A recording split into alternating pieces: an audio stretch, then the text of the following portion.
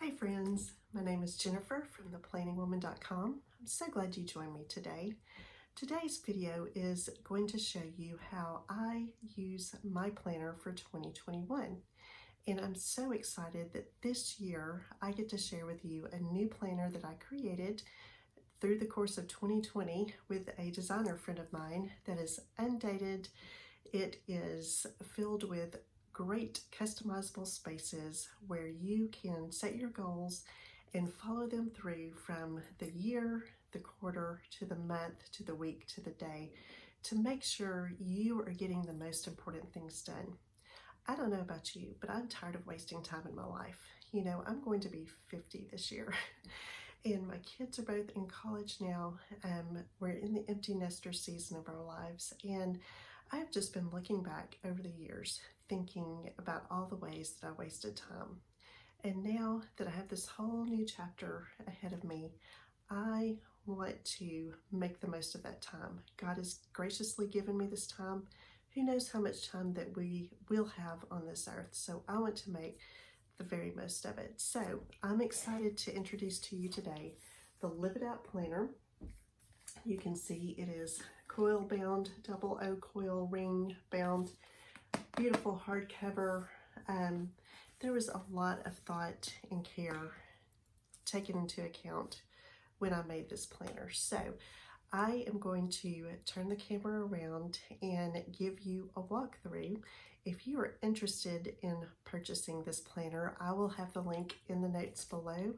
I would love any comments you have on it, any thoughts, any ways that you could see it could be improved if you wanted to use it, whatever. This is my first go around with this, and I am taking in all the information I can from people who are using it to make an even better one in the coming year for 2022. But for now, this is what I have, and it has helped me so much. I cannot tell you what other planner I've used or that I purchased that I have used as much as this one. So let me turn the camera around so you can take a look at it. Okay, here it is, the Live It Out Planner.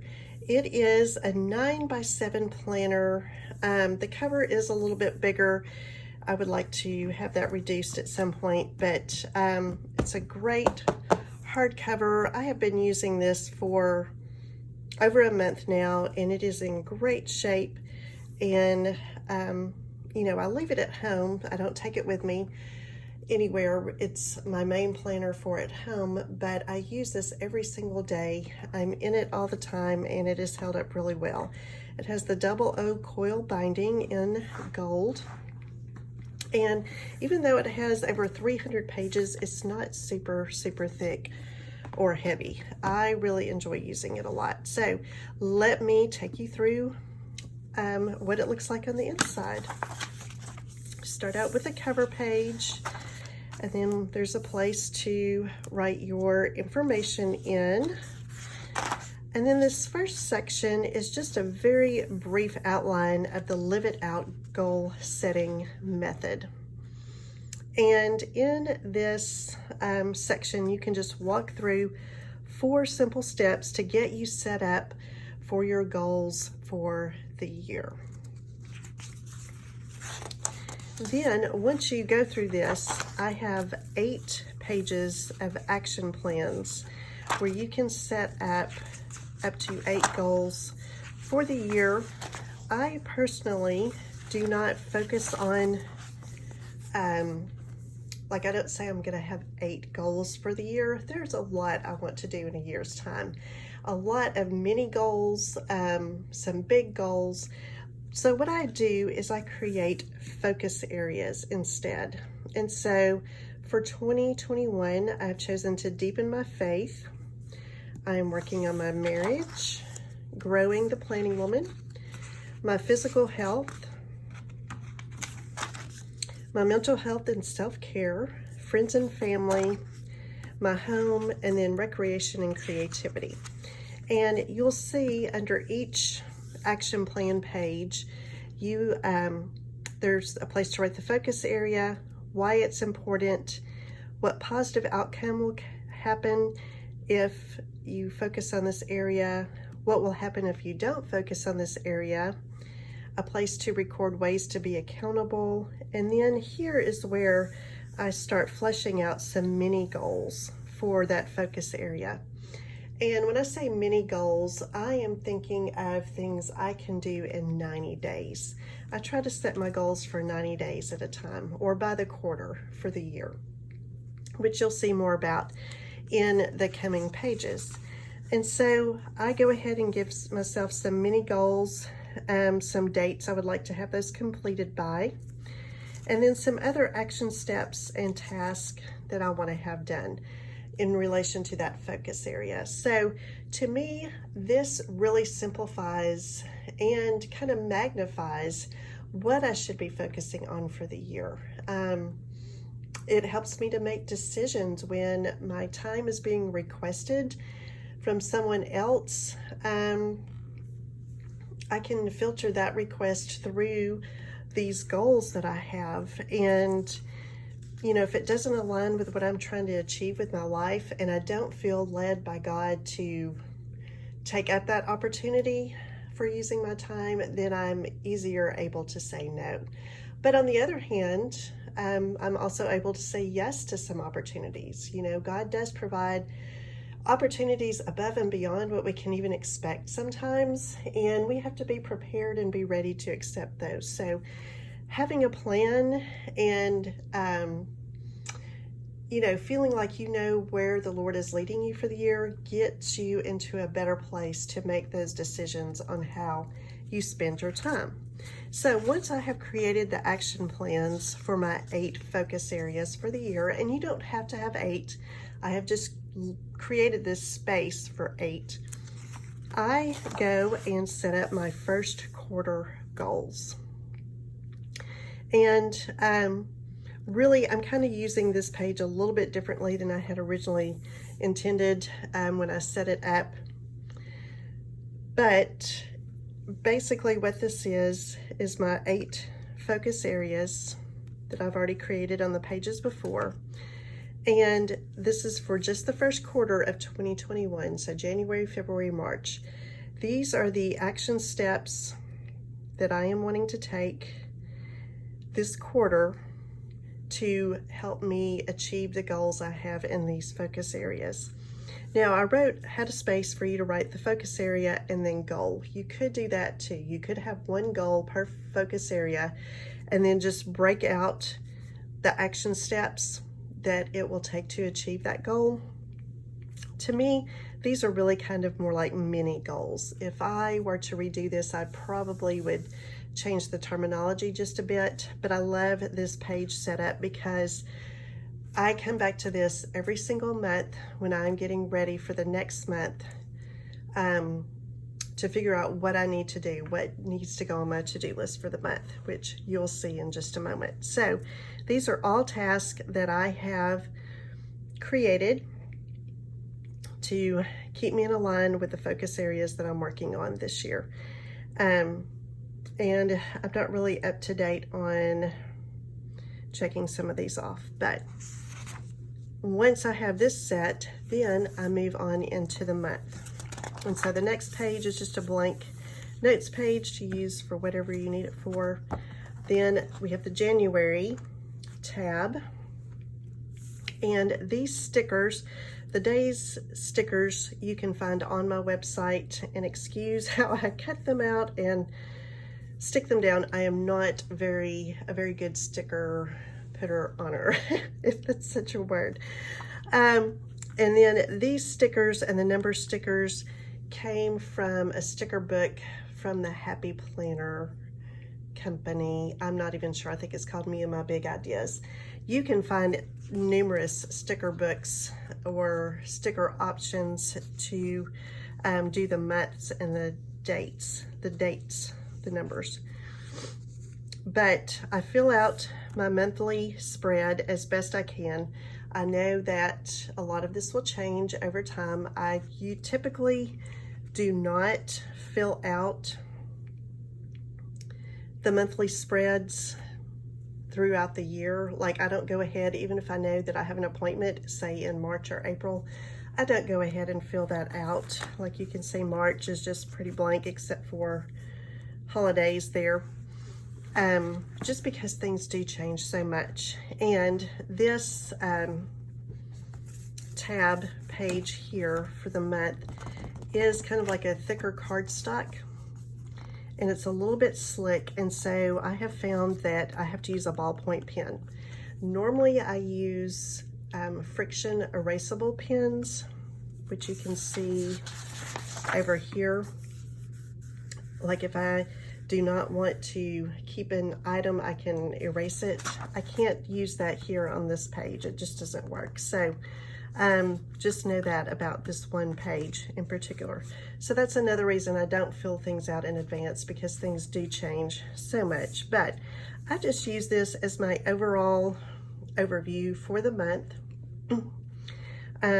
It helps me to see better even than looking at my calendar on my computer what I've got going on.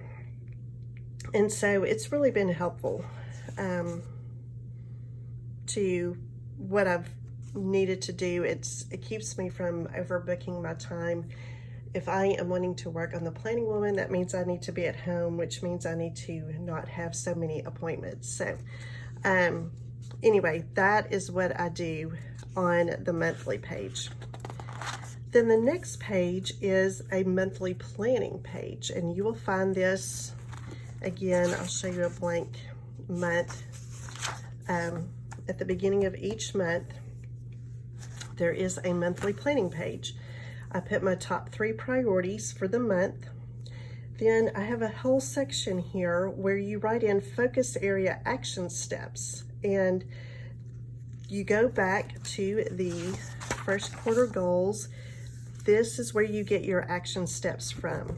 All of these action steps, if you look close, if I were to go through one by one, you could see that they are here on this first quarter goals page spread. So that is how I just love to plan my time. Start with my action areas, create quarterly goals that turn into monthly action steps, and then I'll show you how I do them by the week. But I just choose the ones that I want to have done by the end of the month. This was for January. And then I have a spot for recurring tasks, because I have some tasks that I do every month.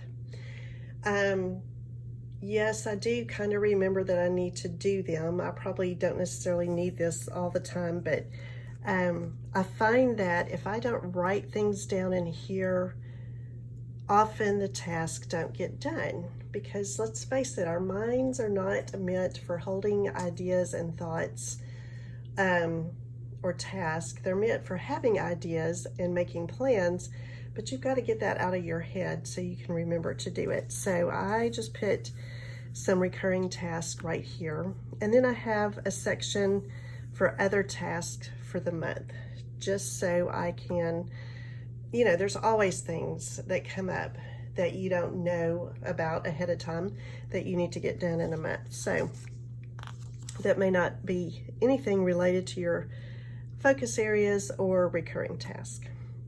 Then let me flip back over to March so you can see this blank. There is a blank notes page besides the monthly planning page.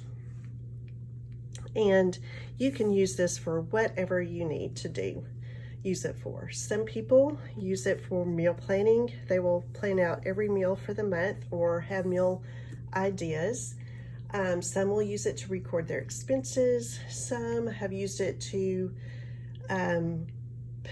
write down prayer requests, people to pray for the month. Some record birthdays. It's just whatever you want to use it for. I personally use this as my business task to-do list. Like, these are the things with the Planning Woman I want to focus on for the month of January. And as you can see, I did get most things done here.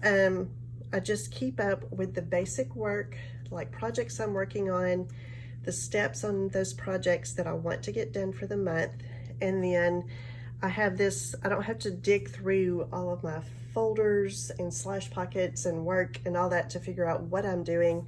It's already there for me. So I love to use this as my Planning Woman business to do list page. Then once you fill these out, we go on to, I'm going to skip this first. This was, I just kind of worked in this because it was extra for me. There is a weekly reflection and notes page to reflect on the week. There's a weekly actions page that comes into play in your in managing your time, working toward your goals. So I create 8 focus areas, and these are not the same as my focus areas for the year, and I don't want that to be confusing. I have these 8 focus areas for the year that I'm working on, that I'm wanting to improve, do something in. But these focus areas in the weekly actions page are just specific categories that I work on a near weekly basis. Like, these rarely change for me, but they could change. Like if you're involved with a special project or on a special committee with your kids' school or at church or some civic organization, and it's just going to be for a few months or even just the school year or whatever, you could create one focus area for that. And then maybe when that commitment's over, you may need another focus area. For me, let me switch to one you can read better. I was trying out highlighters. I always use content creation, social media and marketing, continuing ed, admin tech task, product development. This is a nonprofit board I serve on, and I'm a treasurer, so I have responsibilities there. Home task, and then personal. For you, this may be errands or kids' activities. You may have a focus area for each kid, for your spouse, for church work. It could be anything, but this is where I keep up with the types of work I need to do each week. And so how do I get here? Well, first I look over my focus area action steps, see if there's something I can schedule, if I have time to work on one of those that week, and put it here. My recurring task the same way in other tasks. Then I look over here at the Planning Woman task and see what I need to do there. So this was for the week of the 15th, 11th through 17th. So the 115 blog post and newsletter, all of that, I wrote that in. And so basically, yeah, that's where I get all of these tasks from. On occasion, something will pop up that I need to do that's not written here, and it gets put in wherever it needs to go. So let's just follow that through into our weekly spread. We have Monday through Sunday. Again, we have the stickers, so you can decide if you want a Monday start or a Sunday start. This is all timed here. You don't have to use the times if you don't want to. You can use stickers to block things out. But I look at the weekly actions page, and then I start filling in when I'm going to do some of these things. Now, I don't necessarily do that at the beginning of the week. Sometimes I do it the night before, the morning of. I'll do another video later about my weekly planning process. But just so you can see the flow, I take my weekly actions and I try to fit them in here, or I even do give them a time slot or something like that. Because, as I said, if it's not written down, specific place, I tend to forget about it, or I minimize it and it just doesn't get done. So if it's important to me, I have to write it down. Then over here on the side, I have my week's priorities. So I have 3 priorities for the week. I have a notes section and then a tracking section where you can track 5 different habits, or I don't know. If you want to track other things other than habits, you've got five slots to be able to do that. So let's take, real quick, let me go to a blank month just so you can see again the flow of this. You have the month on 2 pages, monthly planning, blank page, notes page, the weekly reflection and notes, which will be for this week here. You have your weekly actions, and week on 2 page spread, and you have 5 of these combos here of the weekly reflections, weekly actions, weekly spread. You have 5 per month so that you can, because it is undated, some weeks you'll need all 5 weeks, some months you'll need all 5 weeks, some months you'll only need 4. And then there's a blank notes page at the end of the month, which I'll show you I used for expenses. My husband keeps up with our expenses and stuff, but I like to keep up with what I actually spend myself, just as an accountability thing for myself, to know when I need to watch out and cut back and be more mindful. And I have tried to be mindful in my spending, but sometimes you just don't know until you write it down how much you've actually been spending.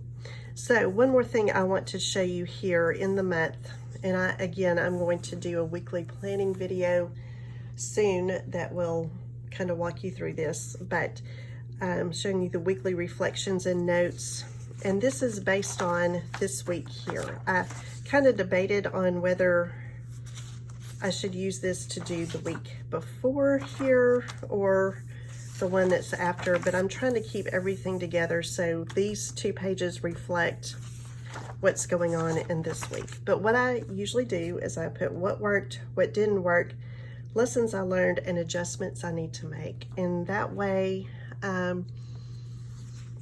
you know, I can remember the good things that happened, celebrate my wins and successes. I can take an honest assessment of what didn't work, you know, what lessons did I learn from that, and what do I need to do differently to avoid mistakes that I made, or what do I need to do to improve what I've been doing so I'll have more of these what worked items to list. Okay, so for January and February, pretty much the same at the end of each quarter. So we're back in March here. There will be a place to do the next quarter's goals. So that's for second quarter. At the end of June, which again, these are stickers that I got from a Happy Planner sticker book. I've got third quarter, and then at the end of September, we have fourth quarter goals. And then at the end of the year, there is end of the year review to just reflect on the year, these focus areas that you started at the beginning of the year. How did you do for the year? And then you're ready to set yourself up, set yourself up for success for the next year. So that is a basic walkthrough of the Live It Out Planner and how I am using it for 2021. I'm recording this in February, so I've already got a lot done there, and I really have enjoyed using this, and I know it's because I set it up for me. I set it up for how I live, how I work, how I manage time. But I think it's something very simple to use. Again, it's undated. You can use it for whatever you need to. You can start it at any time. But just to review the basic process of using this with trying to achieve your goals. You start out figuring out your focus areas and setting your goals. Create your action plans for each of those focus areas. Set your first quarter goals, then choose the actions you need to take each month, and then each week, and then schedule them into your week, and then they are done. If I do a little quick review over January, I didn't get all of these done, but I did get a few things done, and they were some good things, and they made me forward towards my goals. So even though I didn't get everything done, I made progress. I still consider that progress. So I hope you've enjoyed this walkthrough. Feel free to leave me a comment if you have any questions. If you are interested in purchasing, you can go to theplanningwoman.com and click on the shop tab, and it will take you right there where you can purchase one, and I will get it right out to you. Thanks so much for stopping by.